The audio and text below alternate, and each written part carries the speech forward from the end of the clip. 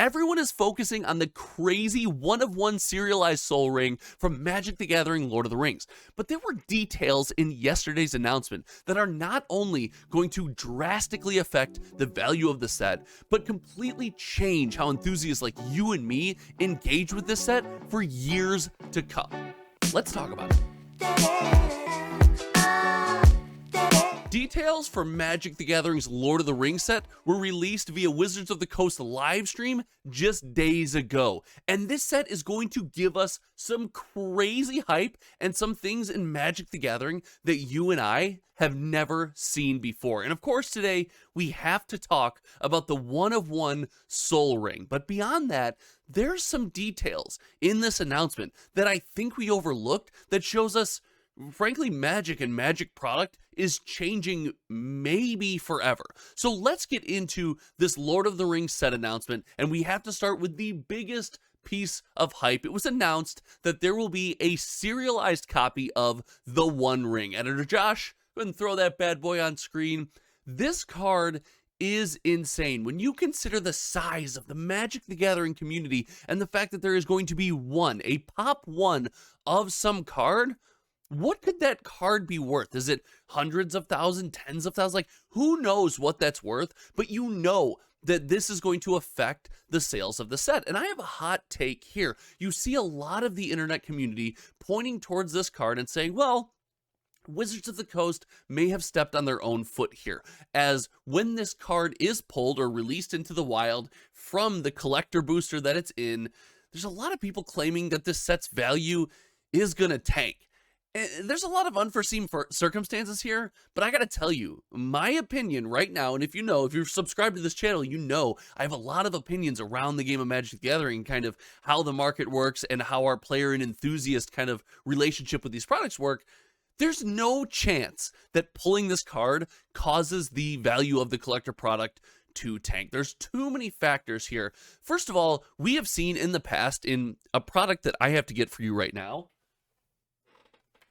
this Dominaria United collector booster. When we opened these collector boosters, we were tantalized with the idea of chasing Lost Legends cards and possibly opening a Tabernacle, a $4,000 at the time, high $3,000, to $4,000 card that you could add to your collection just by opening this product. However, I deemed this product and that card eventually not a chase. It didn't affect the value of the product, and the reason is, it wasn't something that a reasonable enthusiast, someone who would buy a product or a pack or a box off the shelf, could ever expect to open and experience. They were so rare and so few and far in between that there's almost no chance. It's a negligible opportunity to pull that card. And because of that, the idea of pulling this crazy expensive card did not prop up the value of the box. In fact, we see Dominaria United collector boxes not doing super great on the secondary market. I think we see something similar here with the Lord of the Rings and the serialized One Ring, right? We have this one copy of card that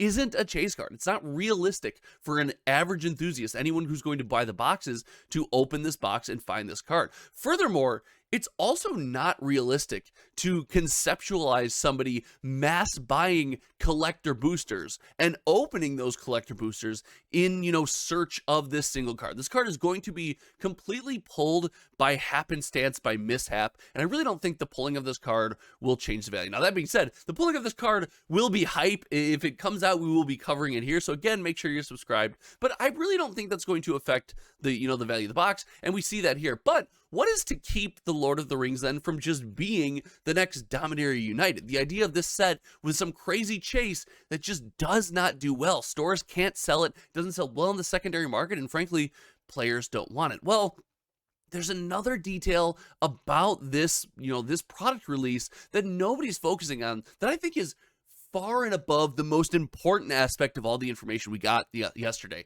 And that is the idea of serialized soul rings in the theme of the various races from the Lord of the Rings. If you haven't seen it yet, we have soul rings that are serialized and printed in, I think it's Elvish. Gosh, Lord of the Rings lore is not my strong suit, but it's printed in Elvish, and they are printed to the theme of the rings that were given out in the lore of the original IP.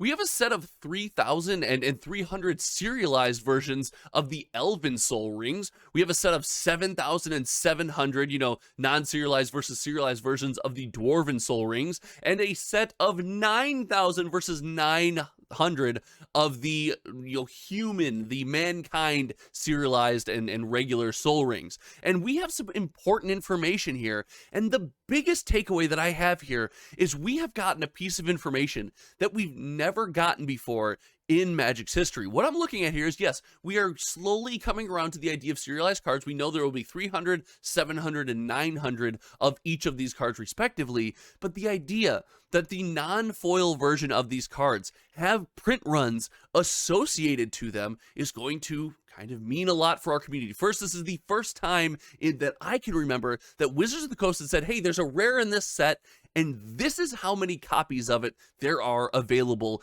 to our players, collectors, and enthusiasts. That, to me, is wild. There's no other card that's been released in a set that isn't serialized that we can pinpoint the number in existence and use that to kind of maybe modify its value, modify its rarity, modify how we feel about the card. And to further, step away from the Dominaria United stereotype, and this, set's not just going to tank because nobody can possibly open the One Ring.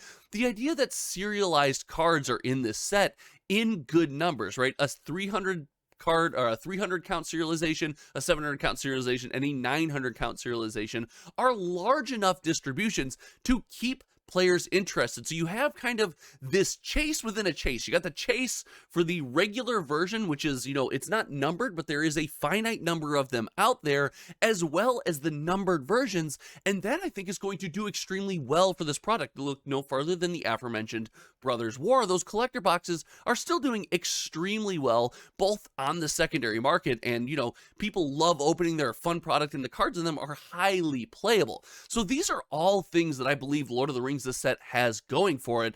But the big downfall, the major concern, is going to be that price point. The rest of the spoilers we saw yesterday were very on theme. They were very thematic. They felt very Lord of the Rings. For people who enjoy that IP, they're going to be hype. But something I noticed about the majority of the spoilers is they didn't seem to be pushed in power level. This set does contain a starter product, and just kind of 900 feet above, theorizing, it seems like this set would be something that Wizards of the Coast would want to make feel very welcoming to newer players as a crossover with an extremely popular IP that has a chance to pull in, fantasy fans from this Lord of the Rings kind of club and Lord of the Rings world, pull them into Magic the Gathering. You want the set to be pickupable, playable, and easy to understand. So I really think that we're not going to see a ton of push power level, though I gotta admit, Remand in white is really cool. I'm excited to see what you do with that card, and if you're going to do something crazy with that card, I got to know in the comment section below. But most importantly, I want to know what you think. I think we are easily avoiding being Dominaria United. I don't think the One Ring, the single soul ring is going to affect the one of one serialized ring, or not soul ring, the one of one serialized, the One Ring is not going to affect this product all that much, to be honest with you. I think what will prop this product up is these copies of Soul Ring. There's a chance, and let me know if you think this is true too. Soul Ring might be the most played Magic card currently in the game. The most played non-land card might be Soul Ring, and to have cool versions of this card out there is going to help, I believe, drive people to this product and get them excited about it. But I want to know what you think in the comments section below, guys. Thank you so much for hanging out. If you haven't clicked that subscribe button yet, like 82% of you now, it's 82 or 83. We're going to go with 82. I have faith. It's lower. 82% of viewers on this channel aren't subscribed, guys. Please, it helps the channel so much. If you like the vibe around here and you like what we do, make sure you click the subscribe button, and make sure you click that notification bell, because I'm going to be tracking every single sold listing of this product on TCG Player. We're going to know exactly how the community, how you and I feel about this product, guys. Thank you so much for hanging out. Until next time, you guys know me. My name is Josh, and I cannot wait to, this is a product I'm excited to open. I can't wait to open some packs. We'll see you around.